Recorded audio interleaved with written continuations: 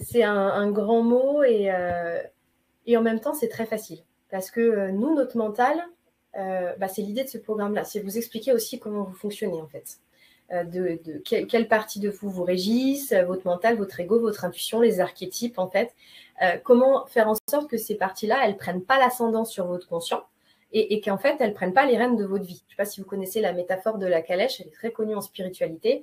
C'est un peu cette idée-là, justement, de reprendre, en fait, d'être le cocher de sa vie et de reprendre un petit peu les rênes, en fait, et de faire les choses en conscience. Donc, en gros, voilà, de développer une super conscience. Et ça, c'est accessible à tout le monde. Donc, la puissance féminine, c'est quoi? Moi, j'aimerais bien déjà avoir vos retours parce que moi, c'est une question que je pose tout le temps, du coup, aux femmes, en fait, quand elles rentrent, du coup, dans mon programme, en tout cas, qui est dédié à la puissance féminine. Je leur demande tout le temps ça. Et je leur demande avant, donc c'est un programme qui s'étend sur 3 mois, mais là, ce ne sera pas le cas. Mais donc, je leur demande à l'entrée, d'accord, de ce programme et je leur demande à la sortie. Et juste pour observer, en fait, sans leur donner de réponse. Je les laisse vraiment mûrir ce questionnement. Et quand elles arrivent, c'est souvent, c'est être solaire, je leur demande aussi beaucoup s'il y avait une figure féminine, si là, vous pouviez me citer quelqu'un qui incarne pour vous la puissance féminine, à qui vous pensez? Ce serait peut-être une question sympa à répondre aussi. Ça vous permet de voir, en fait, l'ancrage que vous avez concernant la puissance. Et l'ancrage, c'est un processus inconscient. Ça veut dire qu'en gros, par rapport à votre expérience, à vos expériences du passé, de l'enfance, de l'adolescence, vous avez ancré, en fait, une certaine perception, une certaine réalité de la puissance.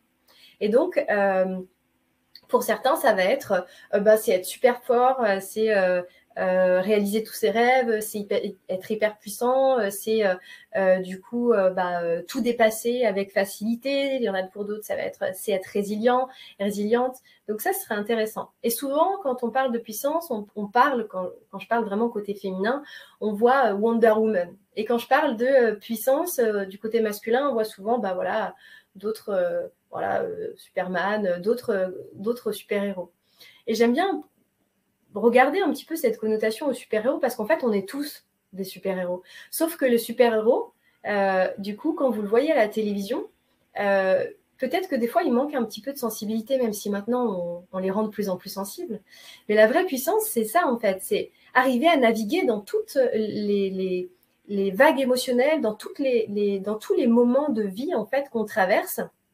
Non pas avec force, à tout passer en force, à être solide, mais en fait, en s'octroyant le droit d'être vulnérable. C'est vraiment, chez la femme, c'est l'expression de toute sa sensualité, d'accueillir tout ce qu'elle traverse, d'accueillir en fait sa divinité, sa capacité de création. Je fais un replay. Tout ce qui, du coup, existe est sorti un jour du ventre de la femme, que ce soit au niveau de la nature, ça sort du ventre de la terre-mère, c'est une énergie féminine, ou au niveau humain, au niveau du vivant. Et même chez les animaux, les insectes, etc. Donc, c'est hyper important, en fait. L'énergie féminine, c'est celle qui... et ça existe, pour replacer le contexte, on a tous une partie féminine, une partie masculine à l'intérieur de nous, homme ou femme. Hein.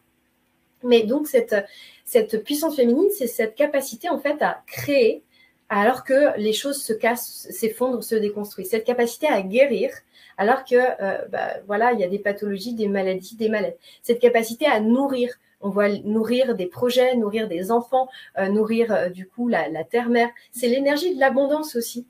Est-ce que ça, vous le saviez? L'énergie de l'abondance, c'est pas une énergie masculine, c'est une énergie féminine en fait. Donc quand on veut être connecté à l'abondance, pour moi, il est nécessaire d'avoir vraiment et puis vous pourrez, je pense, demander à tous les grands noms du développement personnel. Et c'est vraiment le probant. Plus en fait je suis dans le flow, plus je prends soin de moi, plus je me reconnecte à mon corps, à mon cœur, à mon émotionnel qui est souvent associé à l'élément eau. Et plus en fait j'ai confiance, j'ai du lâcher prise, j'ai cet état de flow. Ça, c'est l'énergie féminine, en fait. C'est uniquement de l'énergie féminine. Donc c'est vraiment l'expression de la divinité à l'intérieur de nous, cette part qui sait. Cette part qui sait, en fait, qui s'exprime sans peur du jugement, qui sait à la fois choyer son enfant intérieur quand elle sent qu'il y a une blessure émotionnelle, qui sait aller la voir, l'apaiser, mais qui sait aussi, du coup, dire non, en fait, dire non avec amour parce qu'elle respecte ses besoins et ses limites, celle qui ose en dehors de tout conformisme, c'est-à-dire que peu importe ce que les autres en fait vont ressentir, elle aura tellement de puissance dans l'être, pas dans le faire, dans l'être, dans son ressenti, dans son incarnation, que du coup, elle n'aura pas besoin de crier, d'hurler, en fait. C'est cette forme de magnétisme, de charisme, en fait, naturel. Et c'est vrai, et j'ai pas envie d'opposer le faire et l'être, parce que je pense que, je dis souvent que avoir, en fait, est un état d'être. Plus vous allez être pleinement qui vous êtes, plus vous allez incarner pleinement qui vous êtes, et plus vous allez avoir, plus vous allez vous connecter à la matière. Donc, la puissance féminine, c'est vraiment aussi de savoir ressentir, de savoir vibrer, en fait, de s'octroyer le droit d'être, parce que ça, mine de rien, pour accompagner des femmes depuis un certain temps et pour l'avoir moi-même vécu, on s'octroie très peu le droit d'être pleinement qui on est, parce qu'il y a derrière des blessures, la peur d'être jugée, la peur d'être rejetée, la peur de ne pas être assez. Hein, dans les blessures du féminin, une des blessures les plus importantes du féminin, c'est certes les mémoires transgénérationnelles. Donc, en gros, vous portez le poids des lignées sur 4 à 6 générations avant vous, parce que dans les mémoires de votre utérus, il y a en fait le résidu, on peut dire un petit peu, des mémoires archaïques et des mémoires générationnelles de votre maman, votre grand-mère, votre arrière-grand-mère, etc., etc. Et donc, si personne n'a fait le travail, vous voyez, c'est l'effet boule de neige en fait. Tout le monde va hériter des mémoires de chacun. Et c'est vrai que c'est pas un travail confortable d'être choisi pour faire ce chemin-là, mais en même temps, quand vous le faites, vous vous libérez vous et vous libérez aussi votre descendance. Et ça, c'est hyper précieux. Moi, je le dis parce que je suis maman. Je pense qu'il y a aussi des mamans parmi vous. Donc, pour moi, vraiment, la puissance féminine, c'est plus que des mots. C'est quelque chose qui s'incarne. Et c'est pas tellement, comme tu l'as très bien dit tout à l'heure, c'est pas faire pour faire non plus. C'est vraiment qui est-ce que je suis, en fait, quand je fais les choses.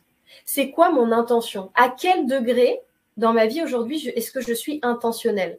Est-ce que je fais les choses par peur? Est-ce que je fais les choses par ouverture, par amour, par joie? En fait, qu'est-ce qui me drille? Comment est-ce que je suis intentionnelle? Est-ce que je fais les choses parce que du coup, tout le monde fait ça?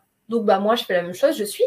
Ou est-ce que non, j'ose en fait prendre ce chemin-là qui, du coup, peut-être sur le moment est pas très confortable, mais en fait, dans l'inconfort, j'arrive à trouver mon confort et j'ouvre du coup mon chemin à moi. Mais on a toujours cette idée-là et moi, je sais que souvent, quand je pose la question, j'entends c'est être forte. Voilà, c'est la capacité à tout réaliser, à tout dépasser, à tout... cette image vraiment de Wonder Woman qui casse tout. Mais il y a aussi cette image de passer en force.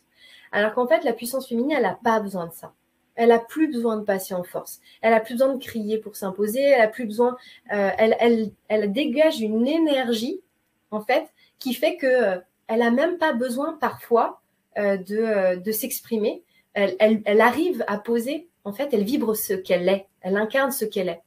Et derrière, ça donne des choses qui sont assez extraordinaires. C'est-à-dire arriver à attirer la personne qu'on cherche depuis très longtemps, arriver à lâcher en fait des liens de loyauté ou des vieilles mémoires qu'on porte depuis des générations. C'est lâcher le jugement aussi, s'autoriser à porter cette tenue qu'on s'autoriserait pas à porter parce que peut-être on aurait peur d'être vulnérable dans la rue, d'être agressé, d'être regardé, etc. C'est devenir aussi sa meilleure amie. Ça veut dire c'est être en capacité de prendre en charge son mal-être sans remettre la responsabilité de sa souffrance sur l'autre ou au contraire se victimiser. En gros, c'est devenir un parent aimant pour soi. Et s'aimer autant dans les moments où on est down, parce que ça ne nous empêchera pas d'être down, je ne vends pas de magie, mais ça nous permettra de naviguer avec amour dans nos espaces émotionnels. Et pour ça, vous avez besoin de vous connaître, en fait. Vous avez besoin de savoir qui vous êtes vraiment au fond de vous, ce que vous trimballez comme fardeau, de les délaisser gentiment, parce que quand on veut attirer quelque chose de nouveau dans sa vie, on a besoin de vibrer en fait une nouvelle énergie. C'est Einstein qui disait ça. Alors j'adore cet homme, il m'inspire énormément. Il disait, j'ai lu sa biographie et tout, je suis vraiment une fan. Il disait, il faut être fou pour faire toujours la même chose et espérer un résultat différent. Mais c'est exactement ça, sauf que là, on parle d'une capacité à être. Si je suis toujours la même personne, c'est-à-dire avec toujours les mêmes pensées, les mêmes émotions, les mêmes croyances, les mêmes habitudes, les mêmes comportements, comment est-ce que je peux espérer que du jour au lendemain, ma vie, elle change? En fait, non, c'est ça, prendre ses responsabilités, c'est aussi ça, être puissante, c'est se dire, ok, là, aujourd'hui, est-ce que moi, je ne peux pas demander plus à la vie? Est-ce que j'ai pas envie de plus? Est-ce qu'en fait, j'ai pas envie d'incarner autre chose? J'ai pas envie de réaliser mes rêves? Est-ce que je m'autorise déjà à rêver? Parce que souvent, quand on a perdu une partie de sa puissance, on s'autorise même plus à rêver, on est déconnecté de ses rêves et de ses désirs. Donc, est-ce que moi, je suis en capacité, du coup, de rêver? Est-ce que je peux en demander plus? Et pas plus pour plus, c'est pas de l'ego, mais plus parce qu'aujourd'hui, je sais, en fait, que c'est normal que j'ai plus. Ça fait partie de mon être, ça fait partie de ma divinité, ça fait partie de moi. Vous voyez, ça, c'est hyper important. Souvent, on est déconnecté de ça. On ne se laisse plus, en fait, cette perspective-là. Et donc, forcément, on se coupe du champ des possibles et de nouvelles ouvertures. Alors que si je commence à faire un travail sur mon passé, ça ne veut pas dire revivre son passé. Je tempère. Je ne suis pas pour la psychologie où je vais voir sans cesse mes souffrances passées. Non, je ne vais pas les voir et les revivre, mais je vais les apaiser. J'ai besoin, en fait, d'aller dire à mon enfant intérieur, à ma petite fille intérieure qui n'a pas été forcément toujours écoutée, qui n'a pas eu ses attentes comblées, qui n'a pas eu tout ça, elle vit encore à l'intérieur de vous. Donc, soit vous la laissez vivre frustrée, soit vous lui reprenez, en fait, la main et vous l'emmenez avec vous sur le chemin où vous avez envie d'aller.